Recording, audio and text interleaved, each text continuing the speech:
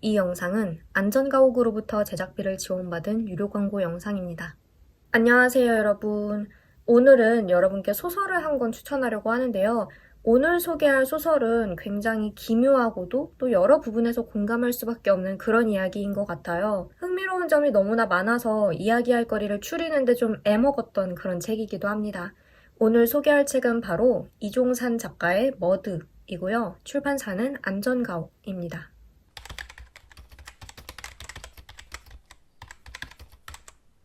안전가옥 출판사에서 선보이는 안전가옥 오리지널의 10번째 책이고요. SF와 판타지, 퀴어 로맨스 등 다양한 장르를 넘나들며 작품을 선보이는 이종산 작가님의 새로운 책입니다. 우선은 줄거리부터 간단하게 소개를 할 텐데요. 줄거리를 들으시면 제가 왜 앞서 기묘하다라는 표현을 썼는지 금방 이해하실 수 있을 겁니다. 소설의 주인공은 본이라는 이름의 20살 여자입니다. 본이가 사는 곳은 부모님이 소유하고 가꾸는 어느 식물원의 사택인데요. 이곳에서 본인은 학교에도 다니지 않고 또 친구도 사귀지 않는 아주 폐쇄적인 삶을 살고 있습니다. 자신을 괴롭히는 어떤 목소리로부터 시달리고 있기도 하고요. 그러던 어느 날 아버지의 추도식을 하루 앞둔 그때 지진과도 같은 아주 거대한 진동이 찾아오고 본인은 자신의 집에 찾아온 진흙덩어리와도 흡사하게 생긴 어느 외계인을 만납니다. 진동을 통해 상대와 대화하고 교감하는 이 외계인, 본인은 이 외계인을 그것이라고 부르는데요.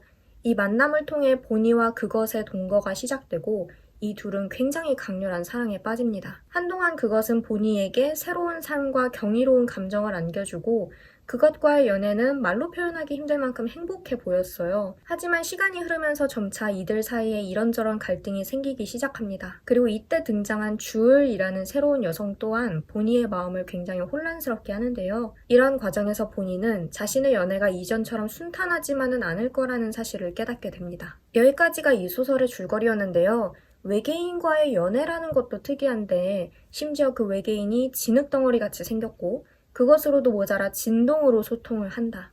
결코 평범한 인물 설정은 아니죠.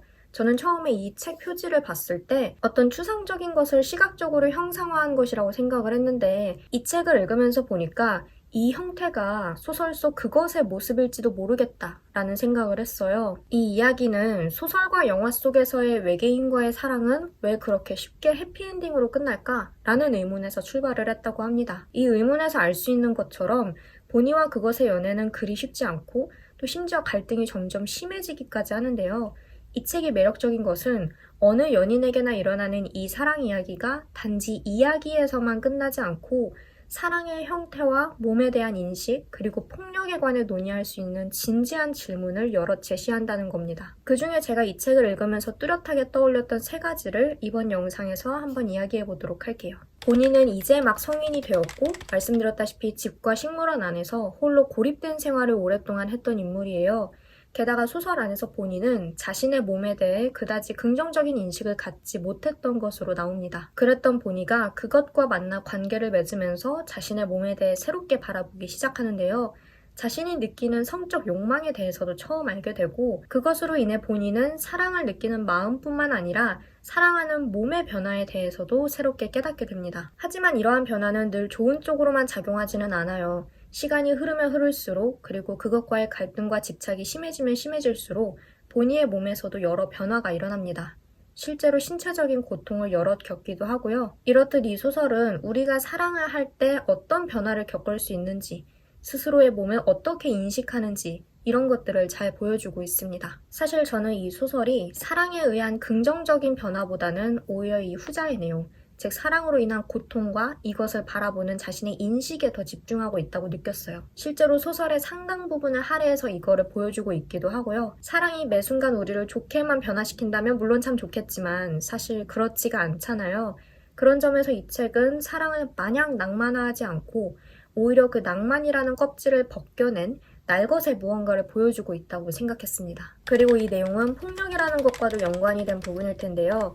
이 소설은 다양한 인물들의 사랑과 고통을 보여주면서 사랑이라는 이름으로 이루어지는 폭력에 대해서도 조심스럽게 이야기를 하고 있습니다. 가장 복잡하고 힘든 것은 어디서부터 어디까지를 폭력으로 정의할 것인가 하는 것을 당사자조차도 쉽게 말할 수 없다는 점인 것 같아요. 그렇기 때문에 이 소설은 함부로 단정 지으려고 하지 않고 독자 스스로가 이 관계들에 대해 끊임없이 생각해 보기를 권유합니다. 예를 들어 볼게요. 소설의 앞부분을 읽을 때 본이와 그것의 사랑은 거의 확신할 수 있겠다라는 생각이 들 정도예요. 그런데 질투와 집착, 서로에 대한 구속이 심해지면서 이들은 서로에게 감정적으로든 육체적으로든 아픔을 주고 또 돌이킬 수 없는 짓을 저지르기도 합니다. 이 연속적인 과정 안에서 구체적으로 어디서부터 폭력이다 라고 구분을 짓기가 참 힘들어요. 하지만 그 행위가 불러일으킨 결과는 분명 폭력적이고 또 파괴적입니다. 그리고 그것에 의한 것뿐만 아니라 보니가 스스로에게 하는 행위 또한 끊임없이 보니를 괴롭히는데요. 그것의 진동이 자신을 아프게 할 수 있다는 걸 알면서도 나 그 정도는 견딜 수 있어. 상관없어. 라고 스스로 되뇌이거나 그것에게 한없이 의존하게 되면서 자신을 잊어버리고 자신이 아끼는 존재들을 그것이 파괴하거나 위협하는 걸 봤으면서도 또 그것에게 돌아가고 싶어하는 등 본인은 고통을 억지로 참고 또 자신의 감정을 착취하는 모습을 계속해서 보입니다.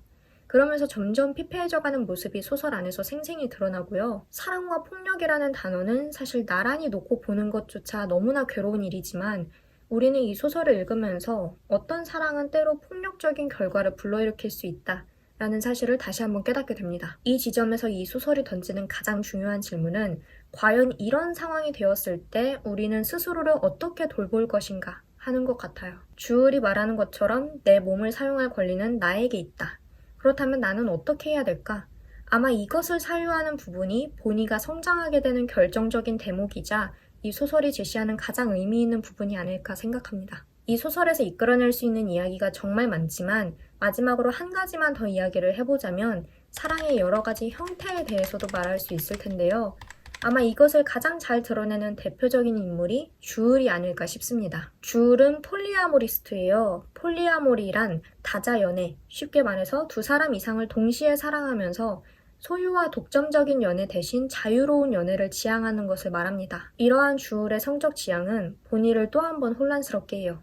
하지만 동시에 사랑의 다양한 모습에 대해 살펴보게 하는 계기도 됩니다. 이렇게 이 소설에는 이성 간의 1:1 독점적인 연애, 즉 전통적인 연애관과 결혼관을 해체하는 요소가 정말 많이 담겨 있어요. 주울의 연애뿐만 아니라 시시각각으로 변하는 머드의 몸 역시 이 고정관념과 경계를 끊임없이 깨트리고 있고요. 물론 이에 대해서도 소설은 단정적인 태도를 취하는 게 아니라 다양한 모습을 제시하고 여러 갈등 상황을 배치하고 그로 인해서 우리의 연애와 사랑을 진지하게 되돌아보게 하는 기회를 마련합니다. 그래서 저는 이 소설을 읽으면 읽을수록 점점 머릿속에 많은 생각과 가정들이 떠오르더라고요. 만약 나라면 이런 상황에서 어떤 마음이 들었을까?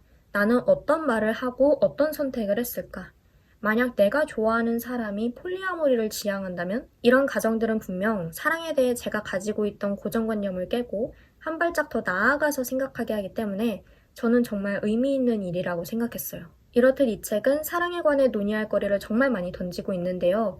진동으로 소통하는 외계인이라는 이 독특한 존재가 등장하지만 그와의 연애는 우리 모두의 이야기에 적용할 수 있는 아주 보편적인 고민과 또 예리한 지점들을 동시에 품고 있습니다. 그래서 매력적인 책이고 여러분께 이 기회를 통해서 꼭 추천을 하고 싶었습니다.